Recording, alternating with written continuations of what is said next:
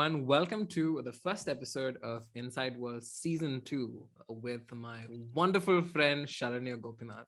Hi, Sharanya. Thanks for joining this episode. How are you doing today?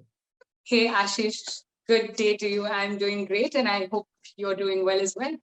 Yes, I am doing wonderfully fine. And thanks for agreeing to join the first episode of our second season of this talk show. And when I'm talking about Sharanya, I think me and Sharanya go all the way back to 2013, right? Probably. Yeah, that's right. To the grounds of Sarang in Chennai. And it's crazy, I met her for the first time with Chromosole, and from there we had a wonderful engagement through these years, and it's been a crazy experience for me to see her growth all the way from Chennai to where she is right now, and it's just amazing to see the things that she's done. So when I'm talking about Sharanya, she's an engagement lead for an MNC right now, and even though she has a corporate job, she balances her creative side hustles wonderfully well. So I thought, we could talk about managing creative side hustles in a wonderfully efficient way, like Sharanya has done, and we would get some pointers on how artists out there can actually manage their corporate lives and also their creative life in a more balanced and efficient way. So the funniest thing about Sharanya is she is an exceptional vocalist, and I've seen Sharanya, have this song called "Man in the Mirror." And it's crazy. After I listened to that song, I try to do a rendition of my own. And I've been singing that song like every set I get. And people are like, bro, wonderful song, bro. I'm like, yeah. I got inspired from some other band actually. But yeah, so I think the epitome of artists are basically their ability to inspire other artists to actually do the same kind of a style. And I think Sharanya is one big inspiration for me, for my vocal texture also. And glad to have you on this episode, Sharanya. It's amazing to actually have you in this platform just to talk about your experience as a whole. When we talk about the foundation of artists, it's important how they've started from and how certain experiences from their peripheral lives have contributed them to be a better artist. So Sharanya, what was your genesis all about, and how did you come to this position that you're in right now? First off, thanks, Ashish, for that massive intro. And yeah, I'm really glad to be here, and thanks for having me. So I was very lucky to have grown up with a lot of encouragement in music and theatre. A lot of credit to the school that I went to for 14 years. And I was also lucky to have been part of the school choir, also a couple of choirs outside in the neighborhood.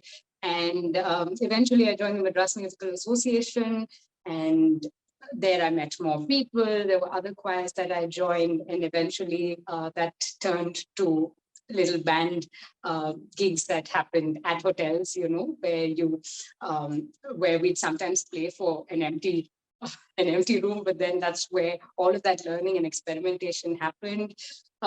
Met more professional musicians, and you know how the industry is. It's really word of mouth. And from then on, went on to do sessions. I think before that, yes, Chromosole, of course, had a huge role to play. There were band competitions, and of course you came and you would meet judges who were professional musicians in the industry, and that led me to playback singing opportunities, and then from then on voiceovers.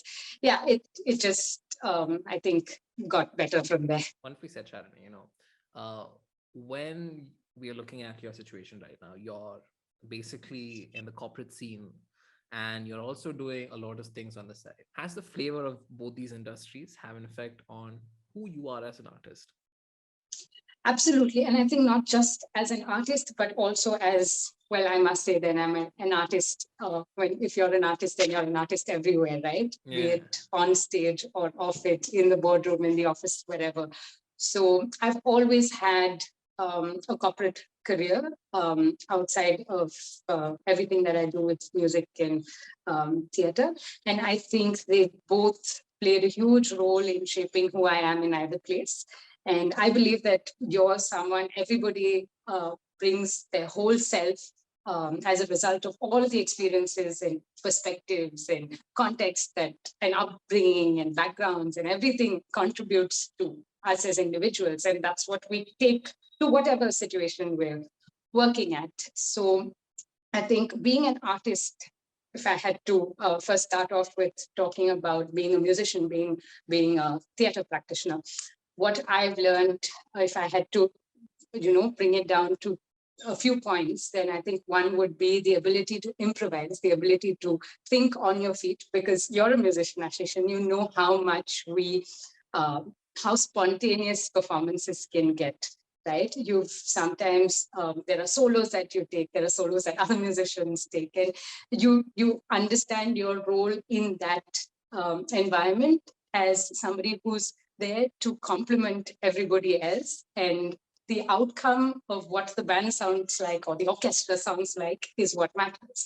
So the importance of your role in the big picture and being able to complement and shine when you really need to, and let other people take that spotlight as well, is something that being a performer has taught me. And I think that's something that I've been able to really adapt and transition into my office workspace as well. And I think the third most important lesson would be the show must go on. No matter what, the performance has to go on, right? You've got a bad throat, you've forgotten your lyrics. No matter what, you figure out a way to get the show going on. And those are three important lessons that I've learned from the music and theater space. With regard to, I think, the other way around, a lot of discipline, commitment, very importantly, because I think it's something that matters a lot to me. You give your word, and in business, whether it's business or whether it's just relationships, a lot of lessons that I've learned from the corporate career as well that way. It's funny, like, if you're someone who's in the corporate scene, and if you're also a musician, the entire principles on how you work are the same. It's not like you put different principles on how you're as an artist or a corporate person, because absolutely, the kind of management and the kind of way that you work on a corporate setting is very professional, where you have to like meet deadlines, you have to like keep your word, like you said, and your work ethic is also very important. And when you actually have the same kind of principles coming in as an artist, it also improves your credibility in the music scene, and also the way that people view you as a professional in the creative space. But thanks for the inputs, Sharanya. When we talk about vocalists in general, the general the conception that people have in their mind of vocalist is they would just take session music, they would just be in bands, or they just go for recordings, and that's about it. I think they don't, the perspective on the entire situation is very narrow.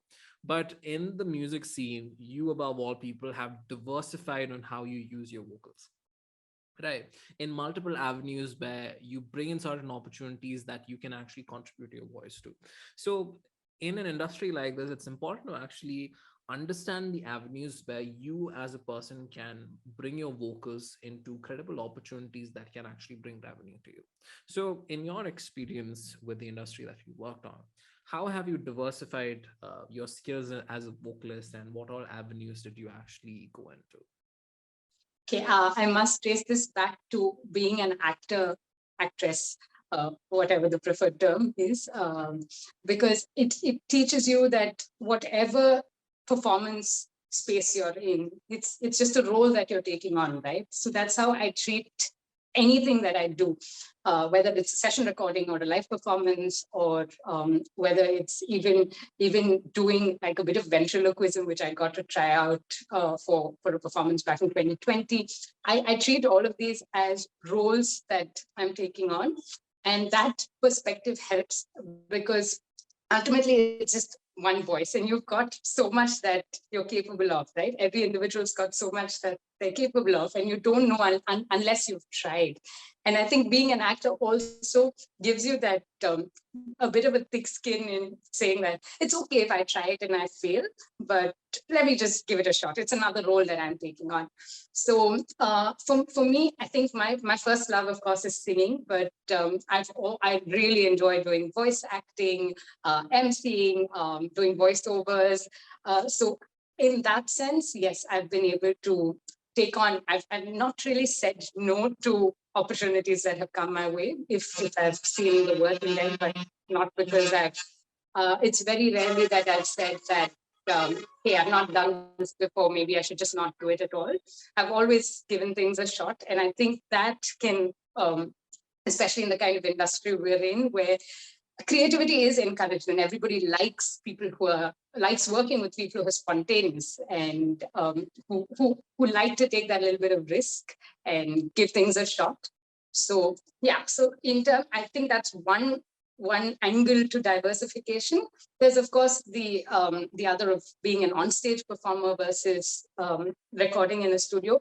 But there again, I feel like they're both performances, because in a studio you can't just stand really straight and stiff and just deliver a song, right? It's you've got to get into the character, and I think just that getting into the character element helps you, sort of prep yourself for whatever situation you're thrown into. Wonderfully said, Sharanya. So basically, you consider, like, at the foundation of it, you consider yourself as an artist that says yes to all opportunities that are of value to you, and you try to adjust and understand what the requirements are. And basically, you've done multiple things. So you've done theater, you've done voiceovers, you've done sessions, you've done live performances, orchestras, and there's so many avenues where actually people as a vocalist, like a person as a vocalist, can actually put themselves into and actually add value to whatever project that they're in. And I think, like for you, for example, you've networked with so many people. So so based on the job that you do in one particular avenue, the word of mouth actually goes in, and your credibility in the scene also increases, and people are like, oh, that's a good artist. I think I'll try to see if they can be put into a different hat altogether. And once you try that hat also, you open different avenues where your value also increases in that particular scene. But yeah, very well put, Sharanya. When we take these multiple projects that come to a certain artist's way, it's important to prioritize the kind of projects that come in. Sometimes once you say yes all the time, there's also an art of saying no at certain times also, because sometimes certain projects may not be according to your skill sets. And on top of all this, on accepting projects that come on your way, it's important to actually balance your creative side hustles as well as your corporate life altogether. Because if that balance is gone, you don't prioritize one and everything just goes off balance, and your corporate setting is also gone, your creative settings also gone, everything just goes for a toss. Now, you, for example, you've actually done this for a couple of years in terms of perfectly balancing both of them out perfectly. So from your standpoint, how do you actually balance both of these side hustle priorities and corporate priorities into a more sustainable way? Great question, Ashish. It's something that I try to get better at constantly, and it's not like there's one definite answer to it or one right way of doing it. But I find that what's worked for me is to think about, in business terms, value proposition, right? If there are two opportunities that present themselves to me, then I would think of, at the same time, which happens a lot, you think about what makes more sense, not necessarily only financially, but that value could be anything. It could be deciding whether that opportunity contributes to your core skill or your core competency. Is it giving me exposure to people that could add to my experience? So there's one example that comes to mind where there were these two scenarios. Like there was one situation in music, one opportunity in music, and one corporate opportunity that presented itself exactly on the same date, as luck would have it. And this was back in 2014. I had gotten my offer letter to join my first ever job, and the joining date that I had was the exact same date as the start of a scholarship that we'd won. It was a 5-day camp that we'd won in one of these band competitions. And this camp meant a lot to me because I'd seen the list of professors who were part of that roster, and they were brilliant. And I knew that I'd have to wait for a really long time till I got an opportunity like that. Now, what would I do? I couldn't let either go. They were both equally important to me. So that's where I think comes in the great tool of negotiation. I knew that now these dates are not flexible. But however, I could check with the company that I was joining if they were okay with extending my date by a few days. And I was really afraid while asking, because it was my first ever job and I had no exposure to how the corporate world thinks or what their response would be. But I gave it a shot anyway. I said, what have I to lose? Worst case, I get another job. So that thinking of what's the worst that could happen does help sometimes. And they were okay with it. So I managed to do both. I got the workshop, the camp, and I was able to join my job. So yeah, I think negotiation helps sometimes. Asking for things that you even might imagine being difficult sometimes does work. And I think another thing is, of course, what's important is commitment. If you've committed to something, then that's of course taking ultimate priority. If there are two opportunities that come on the same day, but then you've committed to something earlier, for me personally, I would, even if option B that came up anew had more value, I would still go with what I committed to if it was non-negotiable. I hope that sort of answered that question. Yeah, so a wonderful example, Sharanya.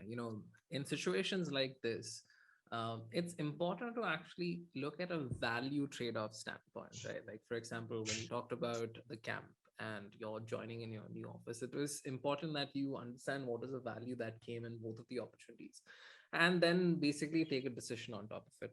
Now, I want to ask you a follow-up question on it, because for you there would be multiple projects that come your way that may be of your expertise or not your expertise. So depending upon your competency, like, how do you say no to certain projects? Now, there are various reasons that one would choose to say no. Either it doesn't make sense for you financially, maybe it doesn't make sense logistically, I don't know. So those are reasons that I'd like to be upfront about.